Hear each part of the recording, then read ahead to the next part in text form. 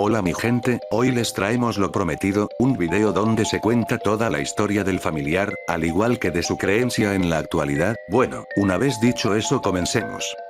La leyenda del familiar. En 1876, después de la inauguración del ferrocarril que llegaba desde Buenos Aires hasta la provincia de Tucumán, se produjo el auge en las industrias azucareras de la época, generando grandes ganancias millonarias a los dueños azucareros. En eso aparece un peculiar personaje, el señor Clodomiro Hilleret, también conocido como Vino Hilleret, un joven francés extrovertido que soñaba con el éxito en tierras alejadas a su país natal, comenzando su emprendimiento como jefe de industria azucarera, llamado Ingenio Santa Ana, el cual gracias al ferrocarril, en muy poco tiempo logró adquirir una gran cantidad de riquezas y tierras para trabajar, llegando a poseer la cifra de 30.000 hectáreas, convirtiéndose en el ingenio más grande de toda la Argentina, otro tanto gracias a la necesidad de ilustración con instructores europeos que tenía un sector de la sociedad tucumana, gana fuertes lazos sociales y comerciales, los mismos que le permiten transformarse en propietario del ingenio Lules, instaurando el mito del familiar.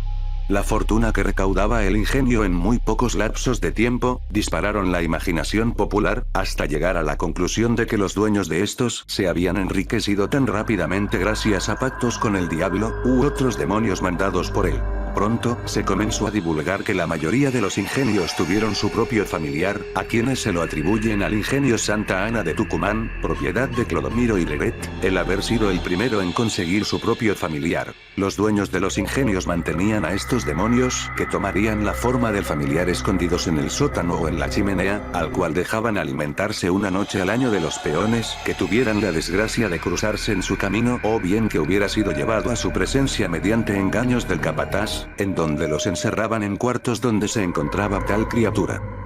Inicio de la leyenda. Los ingenios más famosos prosperaban con excelencia, demasiada producción, ventas de azúcar, en resumen, un total éxito. Pero cada año desaparecían o fallecían algunos de los trabajadores. Los vecinos cercanos a los ingenios comentaban que esto ocurría porque el patrón o capataz del ingenio pactaba con el familiar para tener fortuna a cambio de la vida de un peón, así la bestia cumplía con el trato y, según se cuenta, se llevaba un alma humana. Las muertes sucedían usualmente cuando el patrón enviaba a algún trabajador a buscar herramientas en un cuarto oscuro, donde se cobraba el pago del alma del desafortunado. No había dudas de que tales muertes eran obra del familiar, quien andaba con hambre merodeando, siendo de preferencia aquellos peones que son temporales o solitarios sin familia para que nadie se pregunte por ellos, y cuyas desapariciones o fallecimientos son disfrazados por accidentes dentro de la fábrica, las cuales son particularmente en la caldera o el trapiche. Se decía que cuando muere un trabajador, el familiar ya se ha llevado a una víctima y, si muere más de uno es debido a que estaba hambriento, por lo tanto, el año será de mayor provecho para el dueño del ingenio cuantos más peones devore el familiar. Todos los dueños tenían en la fábrica un cuarto oculto donde vivía el familiar, donde enviaban a los peones más rebeldes a buscar herramientas, para no verlos nunca más, aunque hay relatos de muchos que cuentan su propia historia de supervivencia.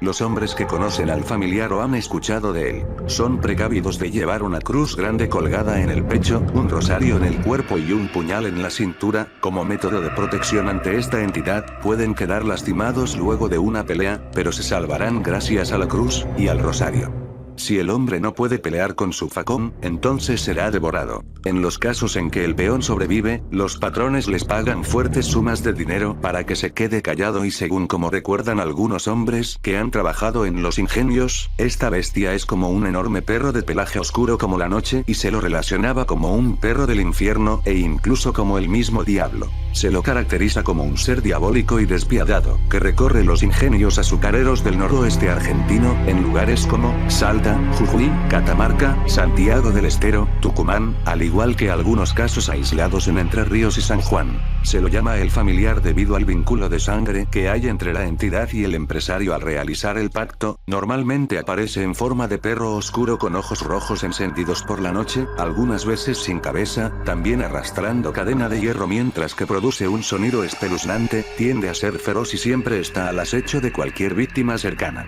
También puede aparecer como viborón, gran víbora, de piel negra, con ojos de gato y cerdas en la cabeza. Su cuerpo no es muy largo, pero sí es grueso. A veces tienen cabeza de perro, como la criatura de la leyenda del Teyuyagua. por lo que se ha recomendado no matar a las víboras negras que se encuentren, porque puede tratarse del familiar. En otras historias también se dice que el dueño o capataz de la empresa, dejaba suelto al familiar para alimentarse y a la vez, cuidar los campos, puede tener la apariencia de una persona de ropa negra, una mulita, un cerdo o un torito de color oscuro, con la cualidad de ser muy astuto, nada lo detiene, logrando atravesar paredes o pantanos, al igual que balas, siendo imposible herirlo. Los numerosos ingenios del norte y los viñedos más importantes en nuestro país, cuentan todos con un familiar que hace parir a las vacas, reproducirse en abundancia y acrecentar la riqueza. Además de comer hombres, se alimenta con leche de vacas carneadas especialmente para él, o grandes tachos de locro, habita encerrado en un sótano donde se lo escucha gemir como un niño, en habitaciones ocultas en las casas o fábricas, corrales de picas y en su aspecto de víbora pequeña, puede habitar en petacas. Cuando el dueño se muere y no pasa el secreto a otro, como ya no atienden al familiar ni le dan de comer, este desaparece, al igual que la fortuna acumulada.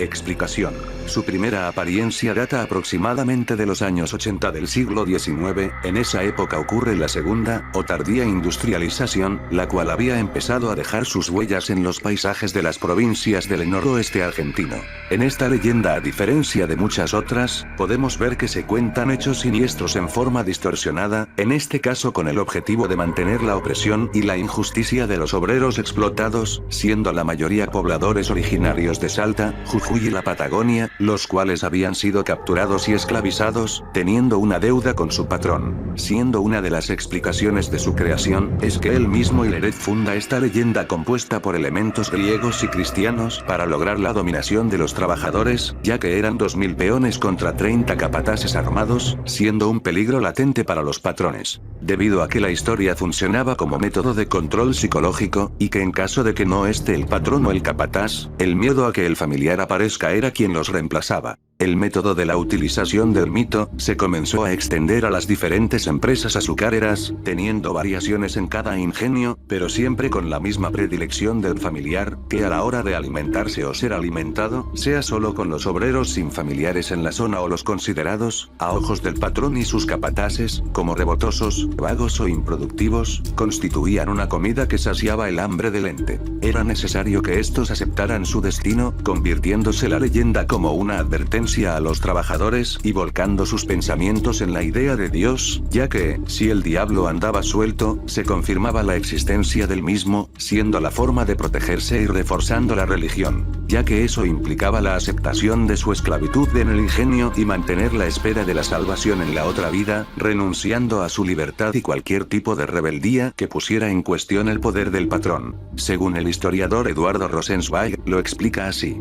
acá los peones estaban capturados de por vida por sus deudas, entonces la única forma de dejar el ingenio era fugarse, los patrones tenían hombres armados que trataban de impedirlo. Cuando agarraban algún fugitivo lo mataban para dar el ejemplo.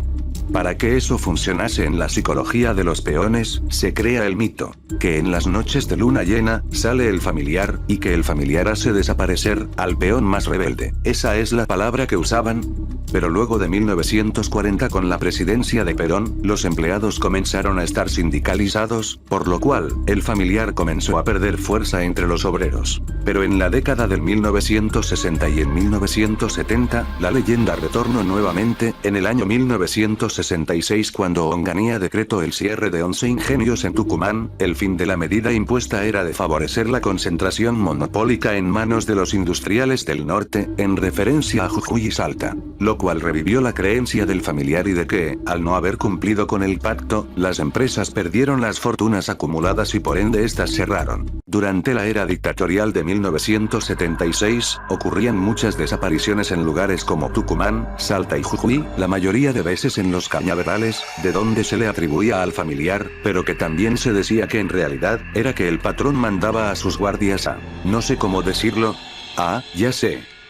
deshacerse de los obreros más rebeldes y expandir el miedo para así evitar revueltas. Pero uno de los eventos más perturbadores en mi parecer, fue en Jujuy, en la localidad de Libertador General San Martín, también llamada Ledesma, y en Calilegua, llevando al fatídico hecho que ocurrió entre el 20 y 27 de julio de 1976, el cual, fue conocida a través de todo el país como el apagón o la noche del apagón de la empresa Ledesma, donde a través de toda la semana, policías, gendarmes y militares, entraban a las casas, para secuestrar un total de entre 300 y 400 personas, utilizando camiones de la empresa Ledesma, para nunca volver a verlas, siendo estos estudiantes, trabajadores, profesionales y docentes, para luego ser torturados en galpones clandestinos, un evento fatídico de nuestro país, y así, pasó a ser la AAA, junto con las fuerzas militares de Videla, como la personificación del familiar. A pesar de todo lo contado en los años 1990, aún se podían encontrar personas en las calles de Tucumán cuyos abuelos dicen haber visto al familiar, o por lo menos habrían escuchado sobre sus víctimas.